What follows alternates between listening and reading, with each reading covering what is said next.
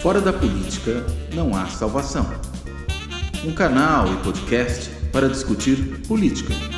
Produzido por mim, o cientista político Cláudio Couto.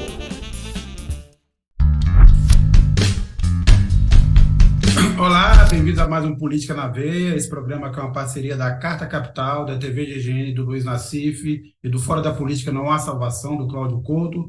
A gente se atrasou um pouco aqui, porque o Cláudio Couto estava até agora comemorando os 4-1, não é, Cláudio Couto? Tomando uma cervejinha logo cedo. É isso. Toma logo de manhã, porque aí já não dá ressaca, né? Não resolve. Exatamente. Nassif também ficou feliz. Nassif, você ficou feliz também? Pois é, mas eu tenho um problema aí. Lá naquelas Copas passadas, quando o Brasil ganhou a primeira vez, eu tinha uma tia que fazia uma cruz, que era um doce árabe. Então, toda a Copa tinha que fazer o tal de uma cruz. Tinha o Nelson, que trabalhava aí numa fabriqueta do meu tio lá, que ele comia mexerica com casca e tudo, dava sorte. Eu mesmo, em 58, eu tinha 8 anos, eu ajudei o Brasil a ser campeão, porque eu prometi lamber todas os degraus da escada da igreja em frente de casa. E você cumpriu? Cumpri. Fui falar para minha mãe, todo nervoso. Ela acabou com álcool, me deu uma bronca. E eu fui 2 vezes assistir jogo em boteco. A primeira, eu peguei as 2 filhas caçulas e falei, vocês vão ver o que é a alma brasileira. E levei no boteco, a Eugênia, as 2 caçulas, foi um 7-1. Quando chegou em 3 ou 4, a Bibi, uma delas lá, abaixou a cabeça e dormiu na mesa. Eu falei, ainda Bibi, bem. o que está acontecendo? Ela falou, eu quero acordar e alguém dizer para mim que é um pesadelo. E a segunda vez foi esse 1-0 agora, que foi no Bar da Tita, lá no bar bom aí. No Canto da Vila. Canto Madalena. Canto da Vila, Bar da Tita. Deu 1-0. Legal ali na Vila Madalena. Assisti Madalena. todas em casa aqui por questão de racionalidade. Não, tá certo. Ontem eu tive que assistir aqui numa pizzaria porque não passou na TV aqui. Porque eles fizeram na TV aberta aqui, escolheram entre o jogo do Brasil e de Portugal. E aí, obviamente, vai passar o jogo de Portugal hoje na RTP. A RTP não passou. Eu não tenho a Sport TV. Fui numa pizzaria simpática aqui. Assistimos esse 4-1, registrando 2 momentos importantíssimos. O primeiro foi que o Neymar não fez a comemoração em homenagem ao Bolsonaro. E aí eu fico na dúvida se o Bolsonaro já sabia disso e para chorar tanto como ele chorou na reunião das Forças Armadas. O segundo ponto foi... a comemoração? Ele ia fazer o 22, Ah, é? Ele ia fazer o 22. E segundo, pior ainda, traição maior do Neymar. Ele fez o gol aos 13 minutos. Aí Mas quem convenceu ele a não fazer a comemoração foi o João Camargo, da CNN. Deve ter sido. Isso também fala muito do caráter do Neymar, né? Que nem fidelidade aos velhos amigos tem. Agora ele precisa resolver o seu problema com a Receita Federal, terá que resolver com o Lula, e já fez o gol aos 13 minutos para garantir, Lula. Tamo aí. Tarcísio já mandou avisar todo mundo que ele não é bolsonarista raiz. É isso. Ele é só no É Nutella? De vez em quando tem umas Nutella. Mas quer trazer o Paulo Guedes? É um bom tempo a gente começar aqui. Eu acho que o Paulo Guedes. Eu acho que ele vem porque tem um grande negócio para ele. Porque ele é um empreendedor, né? Ele tem a venda da Sabesp aqui, que pode dar tanto lucro quanto deu a venda da Eletrobras e tudo, né? Então, em nome da pátria, não é pátria de chuteira, é da pátria de mercado, ele é capaz que venha, né? Agora, a chance conhecendo a competência dele e da equipe, a chance da privatização da Sabesp sair só no fim do primeiro mandato também do Tarcísio é grande, né? Porque olha, vai ser uma confusão. e se a gente considerar a situação periclitante que estão as finanças públicas nesse final de governo, verdadeiro fim de feira, né? Esse final de governo. Você veja, não tem dinheiro para pagar bolsista da CAPES, não tem dinheiro para pagar médico residente, não tem dinheiro para pagar os caminhões-pipa que distribuem água no semiárido, não só nordestino, de toda a região ali coberta pela Sudene, não tem dinheiro para esse tipo de finalidade. Né? A gente também não tem dinheiro previsto para continuidade de obras, ou seja, você tem ali um recurso que não chega sequer a 5% do que seria necessário para continuar as obras que já estão em andamento em janeiro. Ou seja, a prova cabal da incompetência brutal do Paulo Guedes como ministro da Economia é essa situação de caos financeiro em que ele deixa o governo na sua saída. Porque se o Paulo Guedes fosse... Aposentadoria. Pois é, pensões, o que é uma calamidade. Aposentadorias e pensões, não tem dinheiro para pagar isso. Quer dizer, que ministro da Economia que preste deixa uma situação como essa no final do governo? Só o ministro da Economia é desastroso. Ah, mas foi porque o Bolsonaro quis fazer lá o transatlântico de bondades, né, carregado de bondades para se reeleger. Bem, então o Paulo Guedes, que vendo a consequência que isso teria do ponto de vista fiscal, pedisse demissão e fosse procurar sua turma. Agora, quando ele fica no governo, ele está coonestando esse tipo de prática, né? E, na realidade, mostra que ele não é um ministro da Economia que controla a área da qual é titular. O que foi, Nassif? Desculpa. Entregando 5 bilhões aí para o Exército comprar tanque italiano. Pois é. A justiça suspendeu. Aliás, o Lula poderia dizer, quando o pessoal do mercado financeiro pergunta o que você vai fazer na economia, ele fala, eu vou tirar o Paulo Guedes. Já é uma vantagem. Eu vou tirar. Pronto. Não precisa de mais nada nessa altura, deixa tocar. Até na Fly aqui. Uma vez que a justiça de transição depende do Congresso, vamos caminhando para meia anistia. Se não sofrerem nada até daqui a 4 anos, estaremos fritos. Tena, eu discordo aqui do Nassif e do Cláudio Couto, que são mais otimistas do que eu. Desde o primeiro programa Política na Veia, eu digo que as chances de acontecer alguma coisa com o Bolsonaro, dado que é o Brasil, que se trata do Brasil, é próximo de zero, mas é minha interpretação. O Cláudio Tomara que você esteja errado. Mas aí é torcida, hein? É torcida, não é vaticínio. Dele ser preso? Acontecer algo definitivo, assim, uma coisa que seja marcante, ó. Porque se você pegar, é aquele negócio, tem que ver se, primeiro, o Lula não é candidato à reeleição. Tem que ver se nesse período surge algum candidato competitivo, né, para o pessoal dele. Agora, a imagem dele é só como os terraplanistas, né? Porque a desmoralização dele, o medo dele, como é que pode um capitão que quer comandar aí uma revolução no país ficar amarelado do jeito que ele amarelou, de não falar nada em público com medo de se comprometer? Ou seja, você pega os militares, ele está... O que ele fez com os militares aí? Os militares se subordinando a um cara, com perdão da palavra, da expressão, que é um bundão. Então, ele não tem nenhuma condição de articulação. O que ele conseguia fazer de carnaval era falar extravagância como presidente da República. Então, o presidente da República, quando fala extravagância, ele comandou as redes sociais aí com uma extravagância em cima de outra. Um ex-presidente bundão falando de extravagância hoje, o pessoal vai falar, lá vem aquele chato de novo. Então, extravagância é bondade sua, né, Nassif? Bondade. Aí realmente uma linguagem... Mas o problema é o seguinte, quer dizer, para mim, no meu entender também, o Bolsonaro é peça fora do jogo. Isso aí vai passar rapidamente, porque ele não tem nem estatura para comandar meia dúzia de aloprados. Ele não disse nada, ele não se posicionou, fica aí fazendo... Ele estava falando há pouco da foto que o Carluxo publicou do que seria o tornozelo do Bolsonaro, todo mundo dizendo que são as chagas aí de Cristo, mas é isso.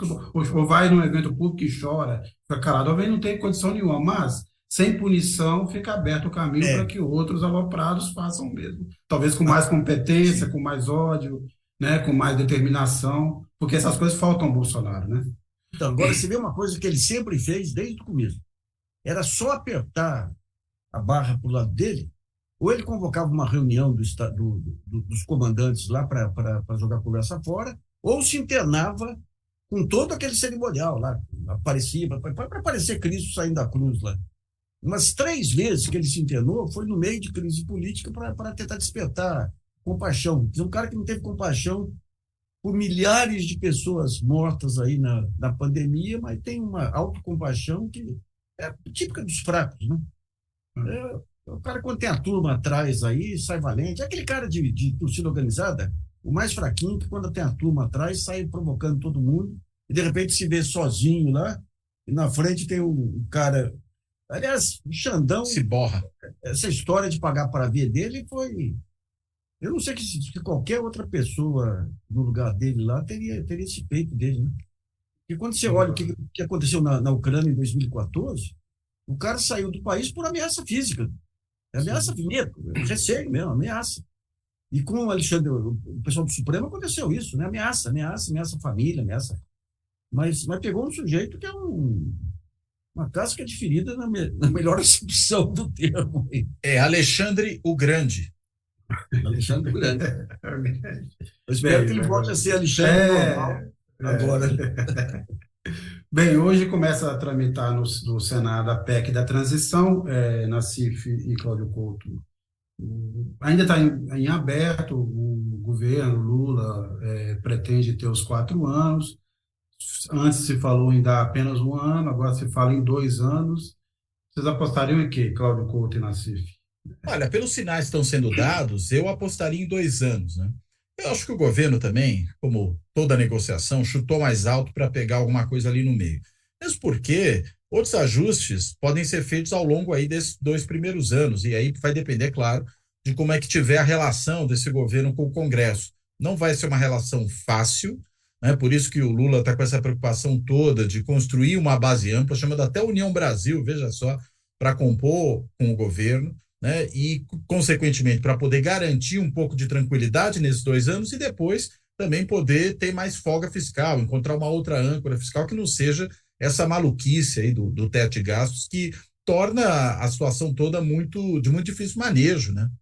Os próprios economistas mais ortodoxos têm criticado, pelo menos os mais sensatos, né, o uso do teto de gastos como uma forma de âncora fiscal. E acho que dá tempo de negociar isso tranquilamente, né, até 2024, né? Então não precisa aprovar isso agora, mas foi bom ter colocado isso como proposta definitiva, porque pelo menos chega no meio termo na negociação e esse meio termo pode ser positivo. Agora, eu ouvi uma notícia ontem dizendo que talvez o quórum para aprovação da PEC hoje no Senado é um quórum que está muito apertado e que aí o Lula e o PT devem tocar um pouquinho mais para frente a votação disso aqui, mais para frente significa 1 ou 2 dias, né, para tentar ainda convencer os mais recalcitrantes a votarem a favor dessa proposta. Talvez ainda façam algum tipo de concessão dentre o que está sendo hoje aprovado para poder ter uma margem, né, de segurança para votar. Porque se você tem aí alguns que roem a corda, que diziam que iam votar a favor e acabam não votando, você pode perder tudo, né? E eu acho que isso é muito perigoso nesse momento. Mas, Nassif, deixa eu só 2 informações antes de você comentar, Nassif.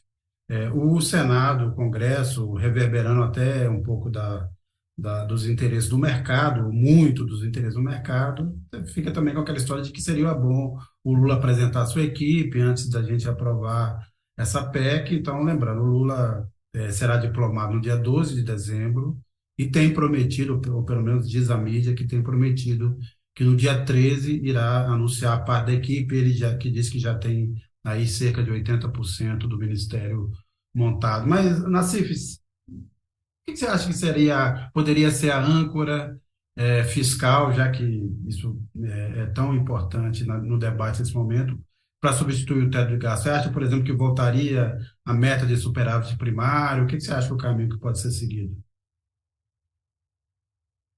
Está sem som, Nassif. Você silenciou seu microfone. Eu recebi uma ligação aqui. Primeiro ponto, me passaram ontem um vídeo aí que eu não tive tempo de ler ainda, mas de assistir ainda.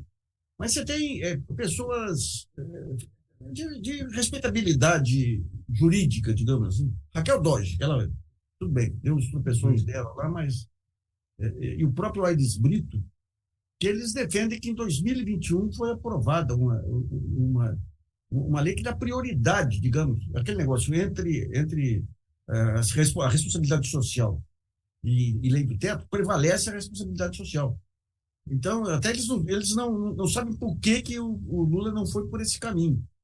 E daí fica mais nítido que é para não... Acho que é porque é mais arriscado, não é não? Hã? Que alguém depois pode arguir em sentido contrário, né?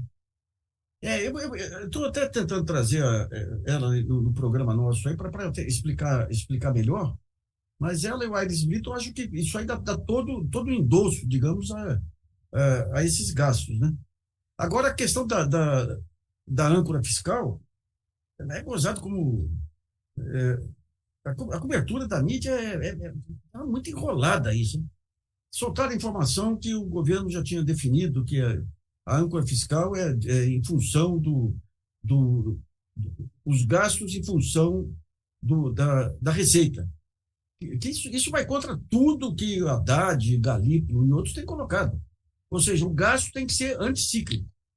Se a economia está caindo, se a receita está caindo, você tem que aumentar o gasto para recuperar a economia e recuperar a receita.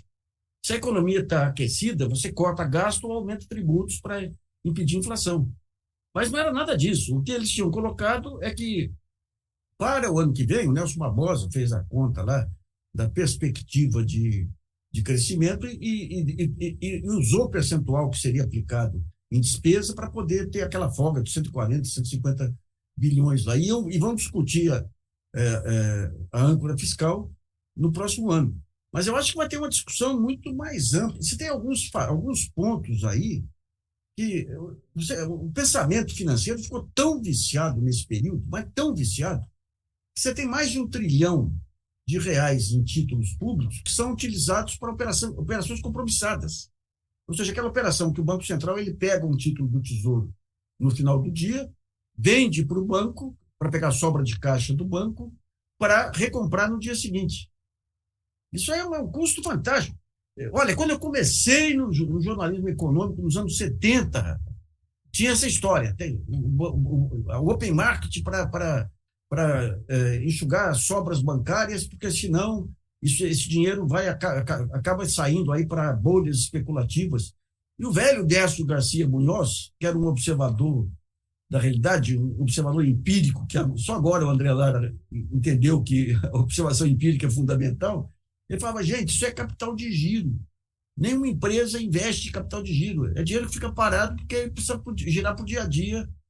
Então, digamos, aqui você criou uma lógica com essas operações compromissadas aí, e com essa taxa de juros, essas metas inflacionárias, que é uma loucura.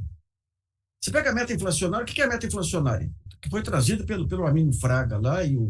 A meta inflacionária é o seguinte, se a inflação der 8, você tem que pôr uma taxa de juros, 8 ao ano, tem que pôr uma taxa de juros bem superior a 8 para não aumentar a inflação. O Pércio teve um período aí que eles trabalham umas coisas que não têm correspondência na realidade. Eles trabalham, o Pércio, uma época, eu lembro que ele ganhou um prêmio aí de economista do ano aqui do Conselho Regional de Medicina, eu estava na Folha ainda, Conselho Regional de Economia. De medicina, não, poderia ter sido. Interessante. Poderia ser também. Cloroquina. E eu caçoei lá. Eu falei, o Pércio deixou de pensar a economia dentro do plano real. Daí ele ficou bem sentido, marcamos um almoço, e ele tinha criado uma taxa de juros de equilíbrio. Isso que eu ironizei. Falei, ele, para mostrar que é um pensador, ele criou uma taxa de juros de equilíbrio que era de 8% real ao ano. Que é uma maluquice um negócio desse. Daí eu caçoei, daí ele mandou um e-mail meio sentido, eu falei, então vamos para você me explicar a lógica disso. Falei, Pércio, eu só quero que você me explique, aí que entra, digamos, conhecimento empírico, eu quero que você me explique o que se passa na cabeça do cara que remarca preço. Ele fala, é simples, ele olha para frente, se a previsão de inflação, a taxa de juros estiver 8% abaixo, for 8% menor, se a projeção de inflação for X e a taxa de juros não for 8% maior, ele reajusta preço.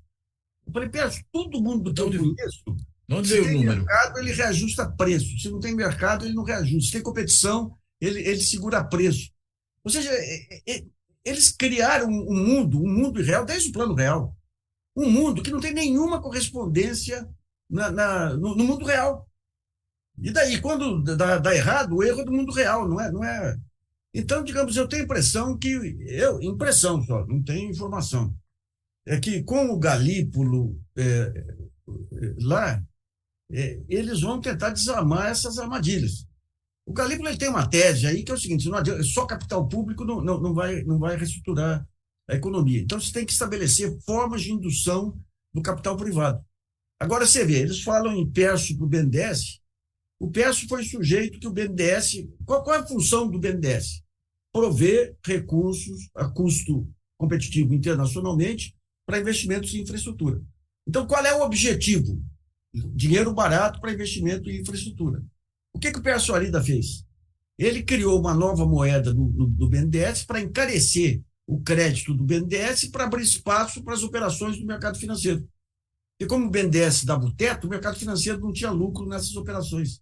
Então, ele esqueceu o objetivo final, que é o cliente na ponta, e colocou como objetivo final os negócios do mercado financeiro. Pô, você acha que um cara desse no planejamento, ou no BNDES, ou tudo, não tem lógica.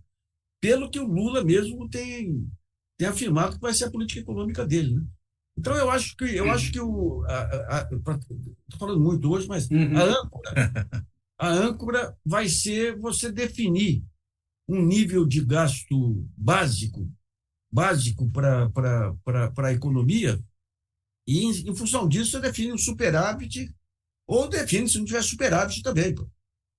Tem o André Lara lá que... Gente, é uma coisa maluca, né? O que é a dívida pública? A dívida pública é quando o governo precisa de dinheiro. Ele tem duas maneiras que é a nova teoria monetária. Você tem duas maneiras de conseguir dinheiro. Uma é emitir. Se você emite, você não tem custo. A outra é emitir títulos da dívida. Você tem custo. Qual que é a lógica de emitir título da dívida se o título da dívida é uma moeda? Que nem o outro título, só que você paga por essa moeda. Então, eu acho que com o André lá e tudo, você vai ter mais flexibilidade. Daí a importância do Haddad, porque o Haddad é suficientemente intelectual e conhecedor, e com esses assessores todos aí, para discutir pedagogicamente com a opinião pública e com o mercado o desarme desses pontos todos. Porque se você for ver hoje, o maior fator de inflação é câmbio. E por que você deixa o câmbio solto? Para atender o mercado. Só que o câmbio solto atende quem? O dinheiro especulativo, o capital financeiro, não atende o capital real. O capital real que é um câmbio fixo para poder estimar no longo prazo a taxa de retorno. Então você tem uma discussão ampla aí que tá estratificada no país, na mídia, aí, entre o monopólio da informação, a cartelização da informação pelos economistas de mercado, que vai ter que ser objeto aí de uma estratégia muito bem feita. Eu acho que com André, Galípolo e Haddad você vai ter essas condições. Eu acho que um papel que os economistas ligados ao PSDB e que estão agora nessas discussões pode ter de importante é justamente facilitar esse diálogo, porque a mídia só ouve, quando ouve a economia, só ouve do PSDB ou do mercado, né? Qualquer outro que não seja. Você vem com um senão.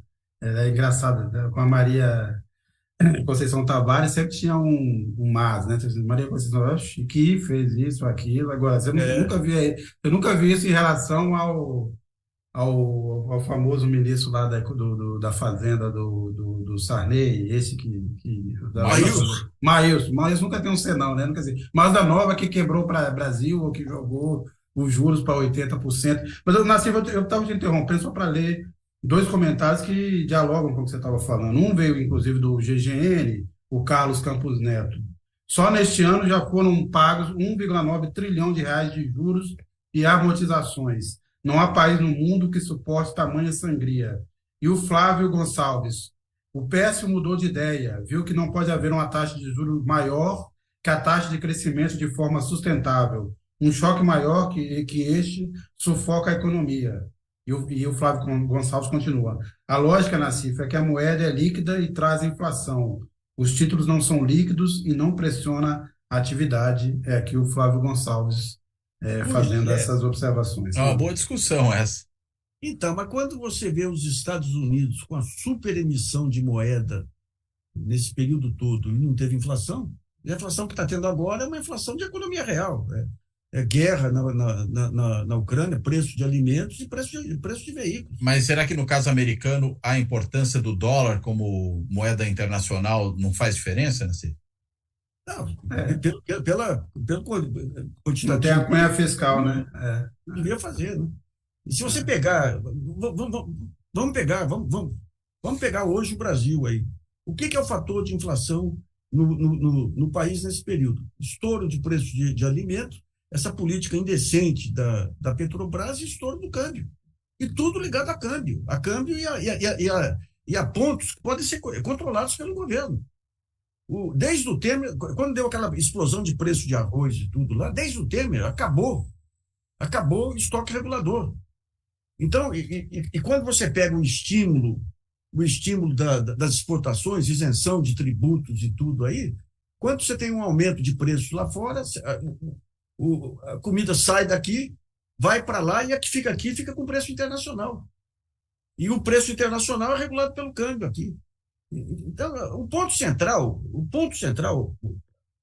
a mãe de todos os males é câmbio solto. A mesma coisa que ocorreu no encilhamento lá com o Rui Barbosa e tudo, é câmbio solto. E por que câmbio solto? Porque o grande ganho que você teve, que só acabou em 2008, no mercado, o que era? Você tinha uma máxima desvalorização, começava a entrar dólar. E daí a máxima desvalorização aumentava a inflação. Aumentando a inflação, aumentava a taxa de juros. O cara pegava dólar lá fora a 1%, trazia para cá, comprava títulos aqui a 15%, e à medida que entrando mais dólar, o real ia se valorizando. A cada valorização do dólar, aumentava o ganho de quem trouxe dólar. Aliás, a cada valorização do real, aumentava o ganho de quem trouxe dólar e converteu em real. Então, esse pessoal ia ganhando, até o limite de um estouro no déficit. Daí eles saíam correndo do Brasil, o câmbio estourava e eles voltavam de novo para ganhar. O que o Malan fez em 98 foi criminoso. Ele pegou um empréstimo do FMI, não foi para garantir gastos essenciais de importação, foi para garantir a saída dos especuladores. Então, digamos, todo esse movimento, quando o Lula vem à crise de 2008, que foi a grande coisa aqui, a crise de 2008 transformou o Lula em outra pessoa. Daí ele acumula essas reservas cambiais e esses ganhos pararam. Então, os ganhos agora são de essas mordidinhas aí. Se falar que vai ser o Haddad, o ministro, sobe. Se fala que vai ser o Meirelles, desce. Ficou essas mordidinhas, porque esse grande saque contra o país aí, com esses movimentos pendulares aí, acabou com as reservas cambiais. Né? Agora, por exemplo, só para encerrar, que hoje pega o Zé Roberto Afonso aí em Portugal.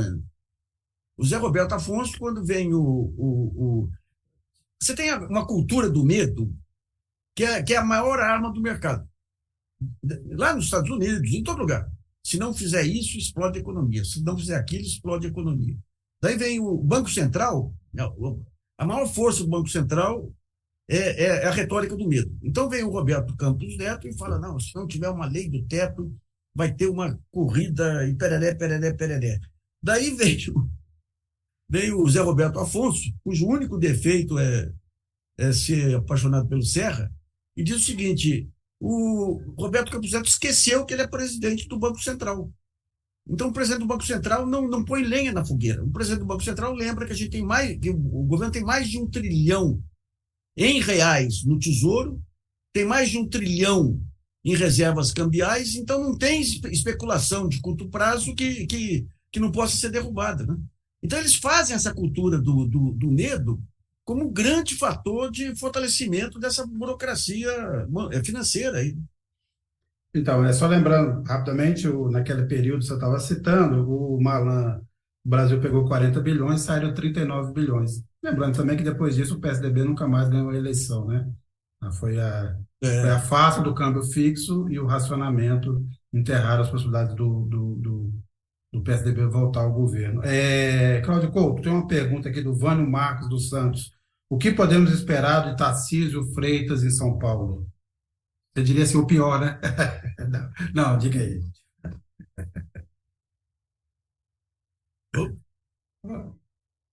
Opa, acho que o meu microfone aqui eu tinha dado uma pausa. Ele já deu sinais, tirando esse convite aí que fez ao Paulo Guedes, de se afastar aos pouquinhos do bolsonarismo. Até acho que essa declaração que ele deu, né, de que não é bolsonarista raiz, né, na verdade já é um passo no sentido de se alienar desse pessoal. Eu acho que a aposta do Tarcísio é muito mais ser o herdeiro das viúvas do PSDB do que propriamente ser um bolsonarista daqui para frente. Inclusive porque eleitoralmente isso faz muito mais sentido num estado como São Paulo, se ele, por exemplo, depois almejar uma reeleição. Né? Então, tem espaço no campo da direita para ser ocupado sem o histrionismo todo do bolsonarismo. E eu acredito que o Tarcísio vai apostar nessa direção. Então deve dar algumas no cravo e outras na ferradura, né? A indicação desse coronel Derrite, né? Aliás, não é coronel, né? É capitão Derrite. E é importante falar isso, por quê? Porque o capitão Derrite, se for secretário de segurança, vai repetir, pelo menos no âmbito da segurança pública em São Paulo, uma coisa que aconteceu no âmbito federal, em que um capitão mandava em general, e aqui em São Paulo vai ser um capitão mandando em coronel, né? Porque, afinal de contas, é alguém de patente inferior que se tornaria secretário da segurança. Mas aí é uma concessão clara ao bolsonarismo, embora eu, honestamente, não teria muita ilusão de que o tipo de secretário de segurança nomeado por alguém como Tarcísio fosse muito diferente disso, né? Alguém com a lógica da rota na rua, com a lógica do bandido bom e bandido morto. Eu acho que nessa direção ele iria. Não creio que ele vai espalhar essa mesma lógica para outras áreas de governo. E não deve espalhar, assim, espero, inclusive, mas aí não é só a torcida, eu acredito que os sinais vão nessa direção. Gente, assim, por exemplo, na educação, né? Ele chamou um sujeito neoliberal para a educação, mas não é um obscurantista à la Weintraub, né? Nem alguém que quer catequizar os alunos, né? Como o ministro Milton, né? Que é aquele que comercializava bíblias lá no MEC. A gente não tem algo assim. Então, eu acredito que vai ser um governo de direita, evidentemente, mas um governo de direita de perfil menos radical do que esse do governo Bolsonaro. Lembrando que o Kassab vai ficar com as áreas do negócio. Sim, e o Kassab deve ter um efeito moderador nesse governo. O Kassab pode ser muita coisa, menos um radical, né? E aí, consequentemente, pode produzir algum efeito de moderação no governo do Tarcísio, porque vai ser claramente a figura mais poderosa dentro desse governo, abaixo do governador. Agora, é interessante as diferenças, né? O Bolsonaro tinha um ministro que vendia bíblias e o Tarcísio trouxe um secretário que vende equipamentos de informática para a Secretaria de Educação. Já é um progresso. É um progresso. Pelo menos tem a separação Estado-Igreja aí, né? Eu só quero saber como é que você guarda o dinheiro nesse caso dos computadores? Vai aonde? Na caixa, é isso? O outro ia na Bíblia, A Multilaser, que é a empresa dele, o Dória tentou trazer ele para cá, daí a gente começou a levantar os negócios dele com o Estado de São Paulo. Ele, lá no Paraná, ele tentou vender sistemas de educação à distância, tudo, para o governo do Paraná, do qual ele era secretário da Educação. Então, digamos que um vende Bíblia, o outro vende aparelhos digitais, né? É um avanço. Estamos entrando na era de...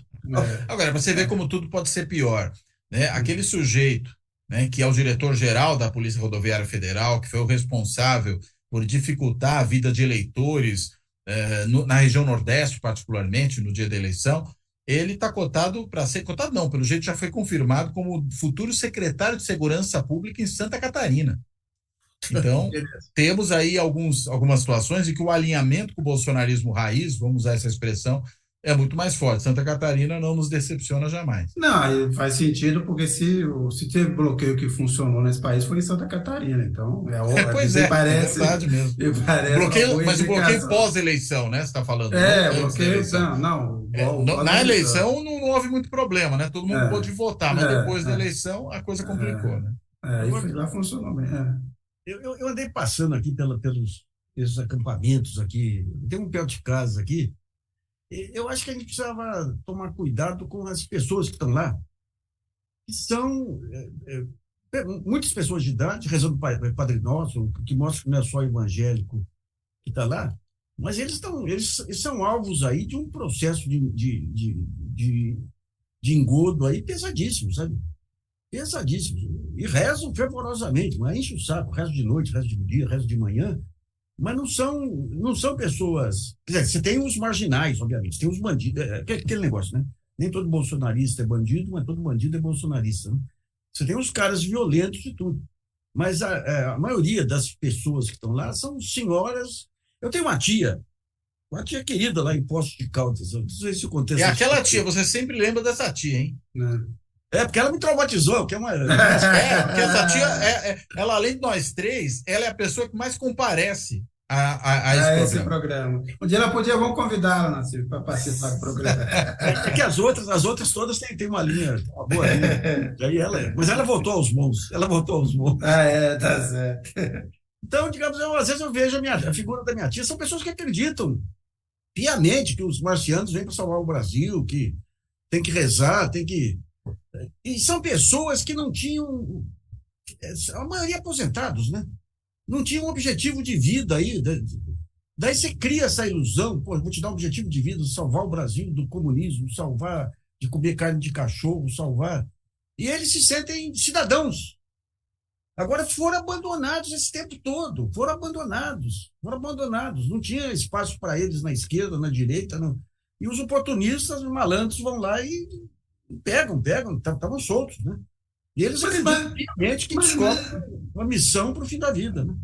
A minha dúvida, Nassif, nesse caso é temos também os exemplos americanos, embora eu ache a sociedade americana, a formação dela muito semelhante a certos aspectos brasileiros, mas a minha dúvida é a seguinte: por que os brasileiros acreditam mais? Porque é o seguinte, obviamente isso é sempre uma relação emissor e receptor. Fake news tem no mundo inteiro, mas a quantidade de gente que acredita nisso no Brasil me surpreende, não te surpreende, Cláudio Couto? Tirando os Estados Unidos. Sempre surpreende, né? Afinal de contas, a gente está vivendo tempos que não são tempos dos mais normais, né?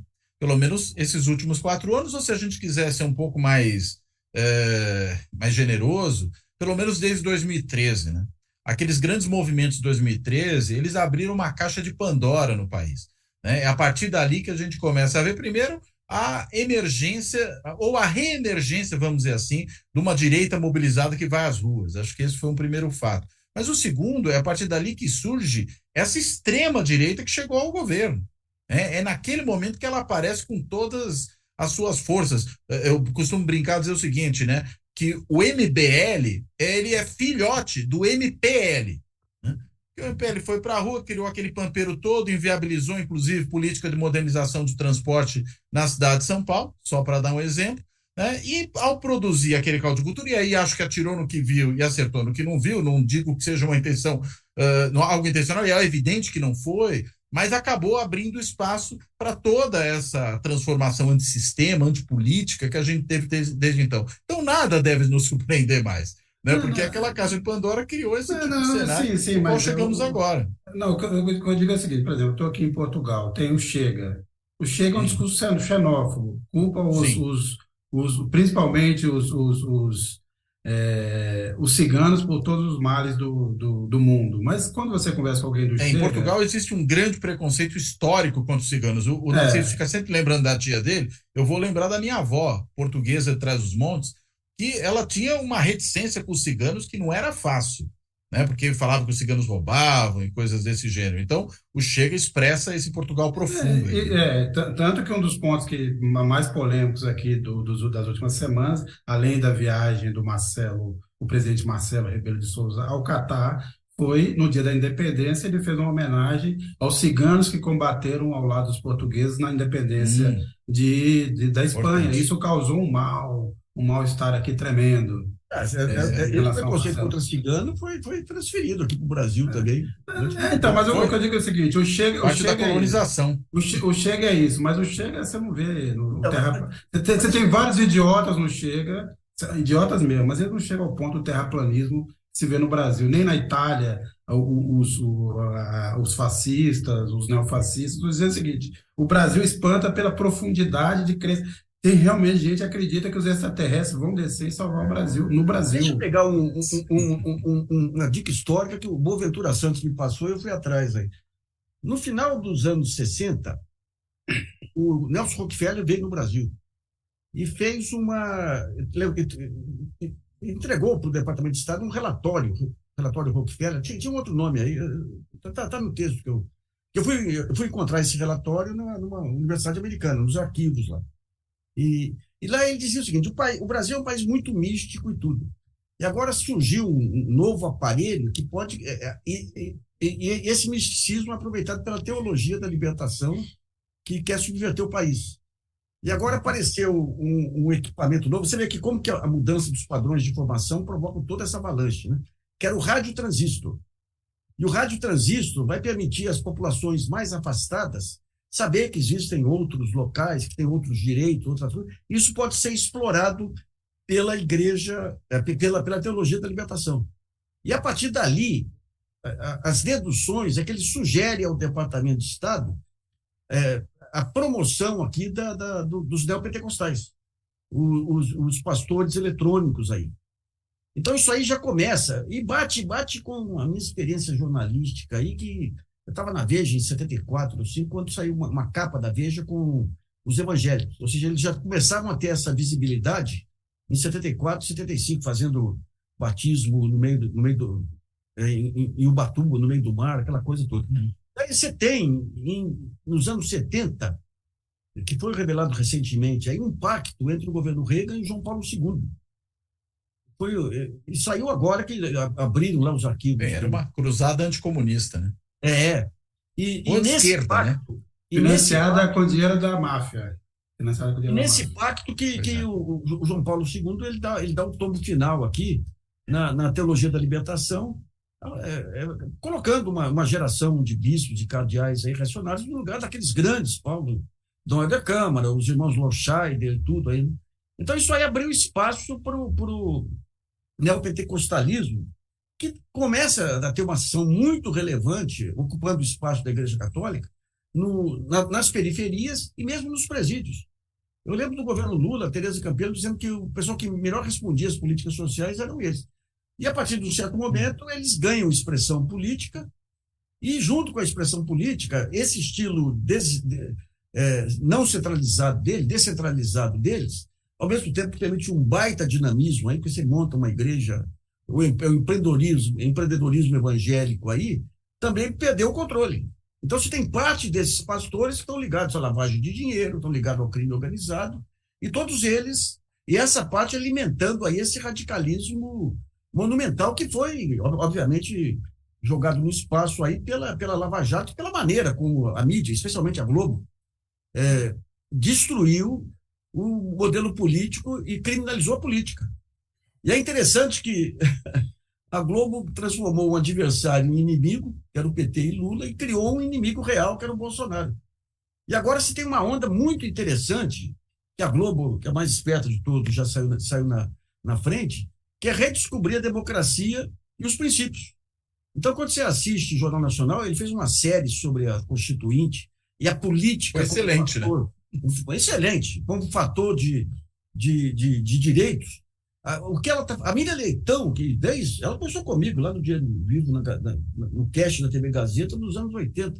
Sempre foi eco para o mercado. Ela tem feito artigos excelentes, colocando os princípios, os objetivos nacionais à frente de interesses de mercado.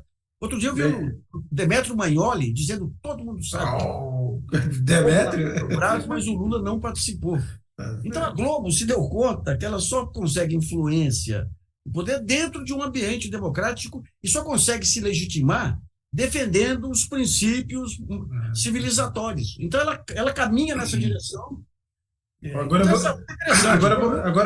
eu vou dizer quanto tempo vai durar isso na CIF.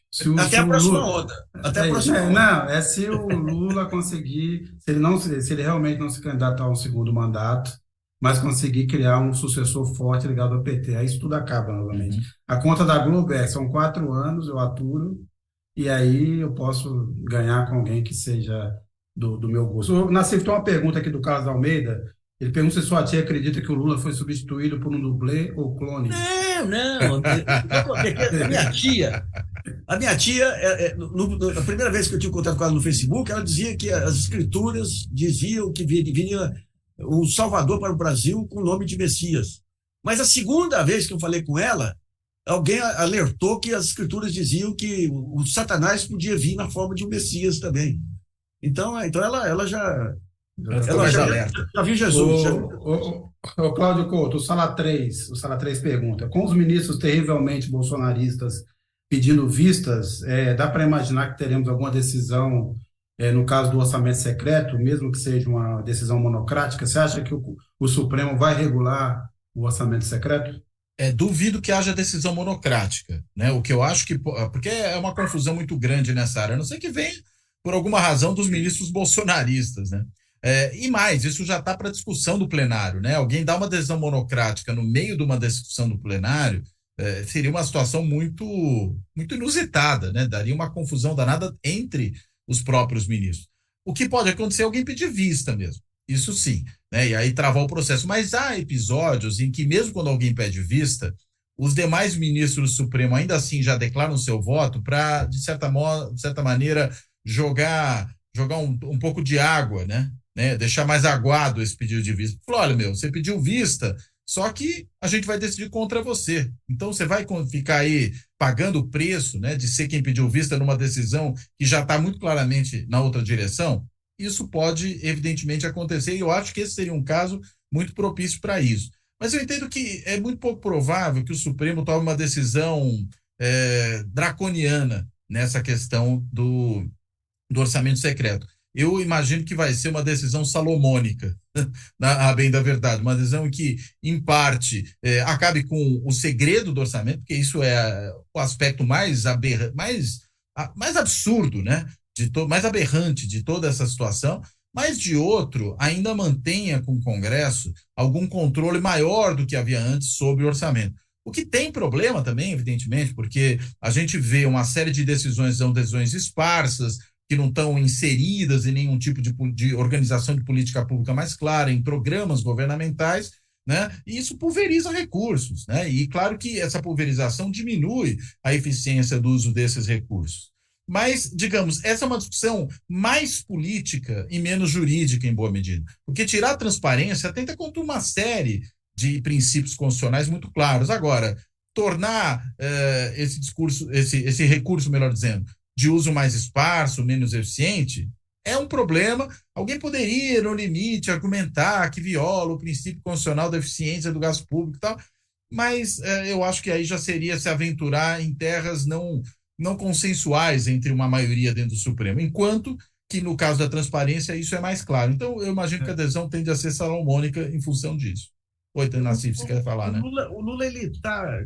Eu vi algumas declarações aí, eu acho que ele vai tentar repetir o que houve com Cavalho Pinto, aqui quando foi governador.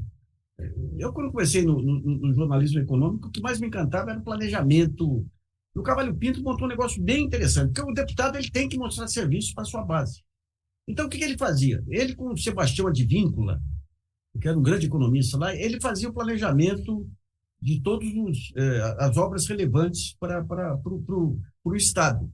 Daí vinha o articulador político, que era o Plínio de Arruda Sampaio, em cada região chamava o deputado e falava, olha, eu tenho essas obras para a sua região, qual que você quer apadrinhar? O que o Lula, não sei se o Lula, alguém declarou aí, é que eles vão tentar pegar essas emendas orçamentárias, as obras, fazer um planejamento mais amplo, vai fazer de trás para diante, né, obviamente.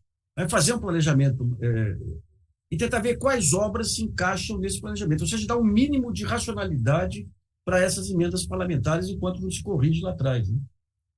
Agora, o Lula recebeu... Isso seria o ideal, né?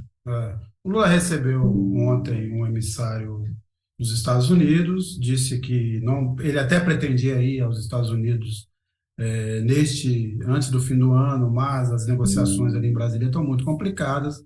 Aparentemente, essa reunião se dará depois da posse com o Biden. O Biden, que, inclusive, neste momento, está tentando recuperar algum prestígio internacional dos Estados Unidos, que é o que resta para essa segunda metade do mandato dele. Lembrando que nós tivemos as eleições lá de meio de mandato nos Estados Unidos, os democratas perderam a maioria na Câmara, mantiveram no Senado, mas serão os últimos 2 anos do Biden muito complicados, e como sempre os presidentes americanos usam a política externa como um fator de imposição da figura interna.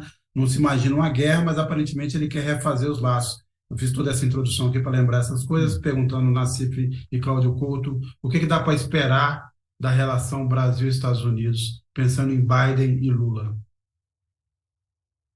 Quem quiser começar. Deixa eu só pegar um pouco aqui uma conversa que eu tive uma vez com um pessoal ligado aí ao Departamento de Estado, brasileiros que tinham contato com aquele lado do Departamento de Estado que tratava para a América Latina. Eles não se conformavam com a política independente do Lula. Eles diziam o seguinte, poxa, a gente quer que o Brasil seja o representante máximo nosso aí para todo o hemisfério sul, e o Brasil não quer isso, o Brasil... Então, digamos, de um lado, obviamente com o Lula e o Celso Amorim, e o Lula em Doha, ele foi em Doha. No Egito.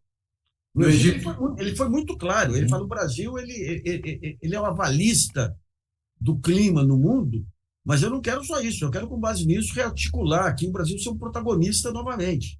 Então, isso aí incomoda os Estados Unidos. Mas tem um aspecto interessante na história aí, que o Biden, você tem talvez a mais fraca geração de presidentes da história aí na Europa, nos Estados Unidos e tudo. E com a dispersão da opinião pública nas redes sociais, esse pessoal ficou muito enfraquecido perante as suas bases. Então, quando vem a guerra da Ucrânia, vem a televisão apresentando as cenas chocantes de guerra e tudo, todos eles querem se reabilitar com sua base, estimulando um delé da Rússia, que é uma maluquice. Não tem delé da Rússia para um país nuclear. Pô. No limite, ele provoca uma guerra nuclear.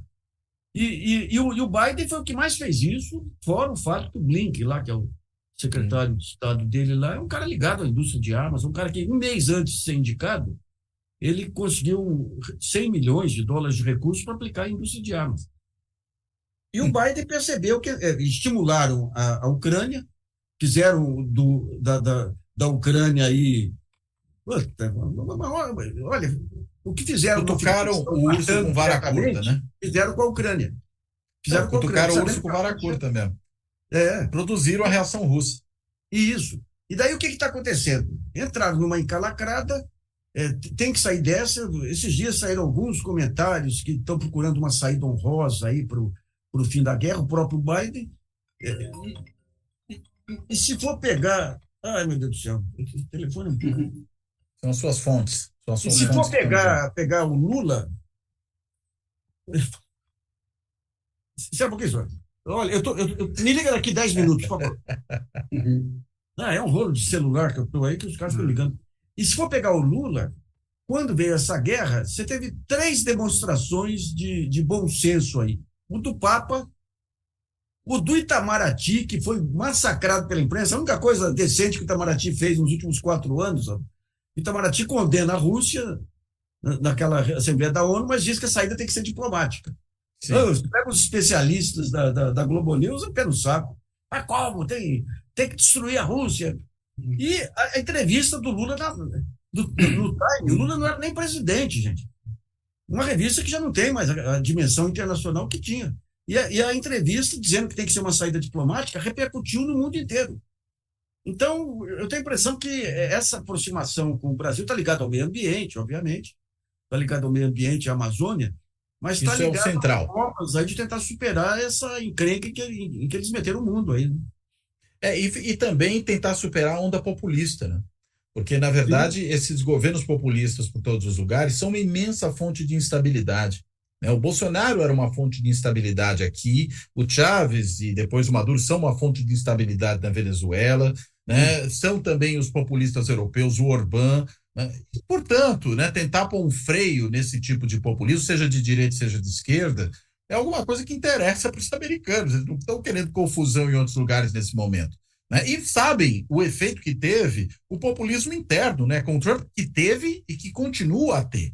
Né, porque a gente continua a ter uma série de situações muito complicadas para um país que era, de outra forma, um país politicamente estável, em função dessa liderança populista. Né? E o governo Lula é um governo não populista, embora alguns insistam em dizer que o Lula é populista coisa nenhuma.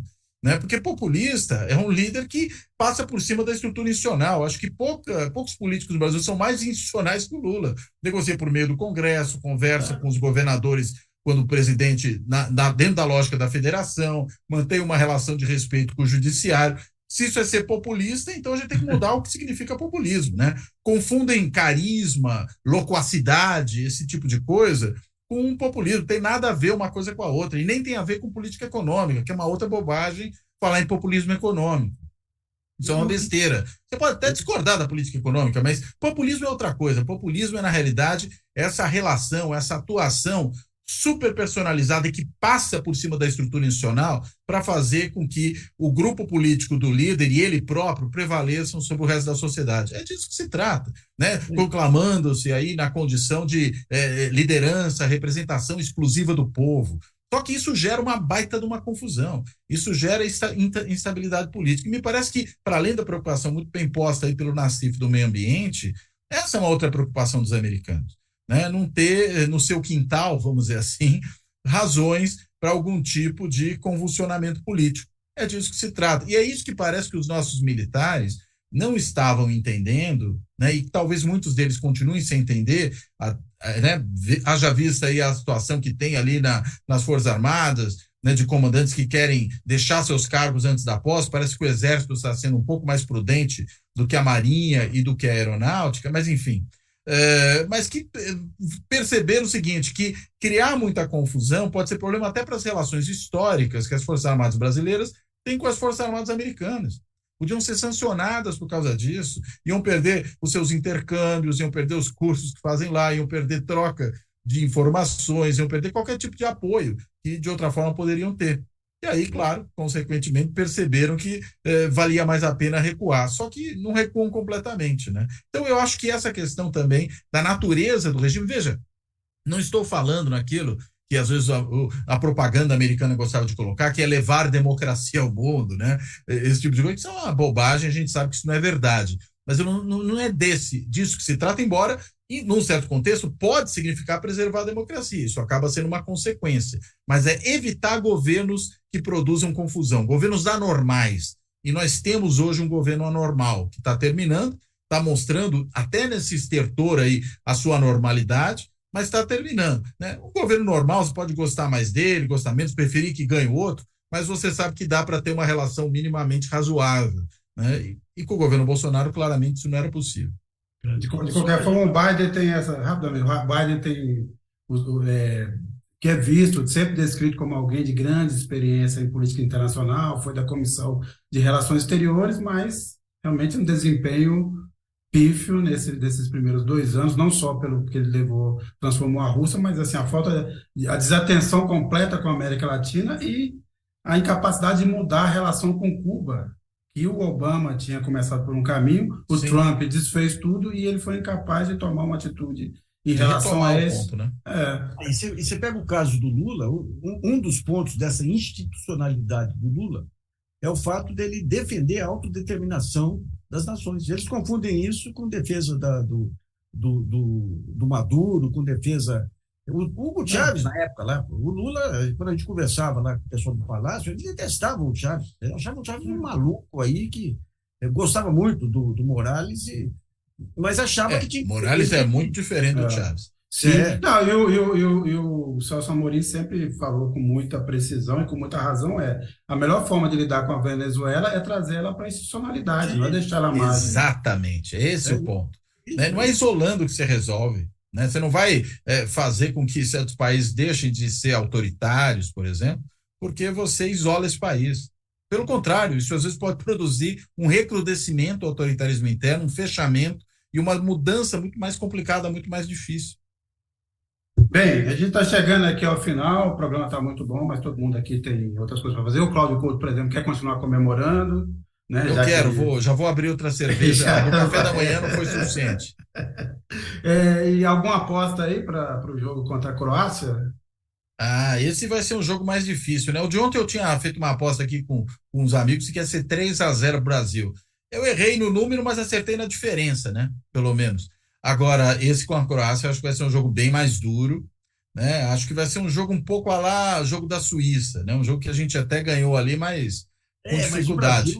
O Brasil estaria no 1-0, no máximo 2. Mas o Brasil, eu acho que desencantou, viu? Eu não sei se porque o time era muito fraco, mas desencantou, né? Ontem... Sim. Até a Croácia está muito mal. A Croácia está muito mal, né? Mas às vezes chega na hora do jogo grande, o time cresce, né? Então, lembrando em um gol de diferença.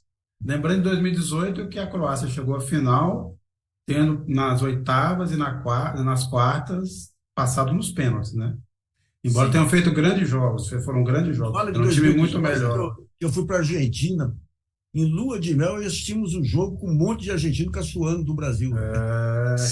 Eu em 2018 assisti no Chile, estava no Chile, com uma experiência horrível, porque tinha um brasileiro lá, a gente estava numa vinícola, tinha um brasileiro com os filhos lá, e ele foi expulso da vinícola, porque ele começou a ficar revoltado, porque ele estava na frente da televisão, todo mundo ficava pulando, levantando a cada jogada do Brasil, todo mundo no restaurante reclamando, e depois ele começou a enfrentar o segurança, foi retirado Mas, além de tudo, além de perder, a gente tem que ver essa vergonha alheia, patriota. Já eram sinais de tudo que viria pela frente, né? Isso você pode ter certeza. Até eu vi um comentário esses dias no Twitter da Helena Landau, muito amiga do Nassif, falando o seguinte, né, que os vizinhos bolsominions dela estavam comemorando com gritos de mito a vitória do Brasil. Aí eu expliquei, falei, olha, o problema é o seguinte, é que esse negócio do pessoal tá usando camisa amarela confunde esse pessoal. Né? Não é a mesma coisa, né? E aliás, esse é um aspecto interessante da Copa, né? Até meus filhos aqui estão usando camisa amarela, né? Se fosse em outros tempos eu ficaria muito preocupado, né? Mas como é da Copa, é bom porque isso vai produzindo uma retomada, né? Uma reapropriação do símbolo, que é um símbolo nacional, né? Para nós a bandeira, o hino, todas essas coisas. Eu passei outro dia em frente aí a concentração aí e tinha uma moça vendendo aquele monte de camisa amarela lá. Eu falei, mas vem cá, essa é a camisa amarela da seleção ou é a camisa amarela dos bolsonaristas? Não, os bolsonaristas não compram camisa que tem CBF aqui. Agora tem Só o pirata. Alguém levantou outro dia aí nas redes sociais um ponto muito importante. O que seriam, como é que a gente lidaria com os nossos ídolos de futebol se naquela época tivesse rede social? Por exemplo, se o Zico tivesse rede social, usando como o Neymar. Certamente a gente teria o Pelé seria crucificado. O Pelé, o que ele era bom. O próprio Romário, né? O jogador pensa com o pé. Então não venha querer que eles pensem com a cabeça. Né? Com algumas exceções, né? Honrosas. Sim. Mas o Pelé e o Zico, só para pegar exemplos, eram figuras muito mais discretas sobre outro aspecto, né? Sim. Não tinha essa coisa de ficar... Eles não eram pirracentos, acho que esse é o ponto. Muito dessa antipatia, né, que há pelo Neymar, o pessoal está associando só ao posicionamento político dele. Não é daí só que vem. Vem também do posicionamento pessoal dele como jogador. A história do Caicai, por exemplo, que virou galhofa na Copa de 2018, né? Virou... Né, ele parou com esse negócio porque viu que pegou muito mal. E olha que para o Neymar, né? Percebe, se dá conta de alguma coisa, se mancar de alguma bobagem que faz, tem que ter um preço muito alto. Parece que ele percebeu que pegou mal, parou com o Kaká, até no primeiro jogo que ele apanhou um bocado, justiça seja feita, ele apanhava, mas levantava de cara feia, porque ninguém gosta de apanhar, claro, mas não ficava fazendo rola-rola, né, cair no chão, aquele negócio todo. Então, essa postura, né, essa coisa de desrespeitar jogadores no próprio campo, isso tudo foi gerando aí um ranço com o Neymar, e a questão política veio só coroar, né? Ele tem um atenuante. Quem é filho daquele pai lá... A culpa é do pai, é verdade. Ali deve ser uma pressão danada. Como diz a versão mais adaptada do ditado, né? Quem sai aos seus não regenera. Não regenera. É isso aí. Bem, eu agradeço quem acompanhou. Vamos lá, sexta-feira, então, tem o jogo da quarta de final. Na semana que vem nós estaremos aqui também comentando. É mais importante comentar isso. Comentaremos não só o futebol, mas também os últimos acontecimentos da política. Semana que vem, desculpa, só... Futebol é política também, política também é futebol, né? Só uma coisa, semana que vem, dia 13, né? E, portanto, um dia depois da diplomação. Eu acho que a gente vai ter muito mais novidade até a semana que vem, porque o próprio Lula já falou, né? Que vai deixar para nomear os seus ministros depois da diplomação. Já deve haver alguns anúncios no próprio dia 12, quem sabe até dia 13, antes aqui do programa, antes das 11 da manhã, a gente consiga também ter algumas novidades. E aí vai ter muito mais coisa para comentar. Eu acho que isso pode ser bem interessante. É isso. Então, Nassif e Cláudio Couto, até a próxima. Quem nos acompanhou também. Tchau. Até a próxima, gente. Um abraço. Um abraço aos espectadores nossos aí.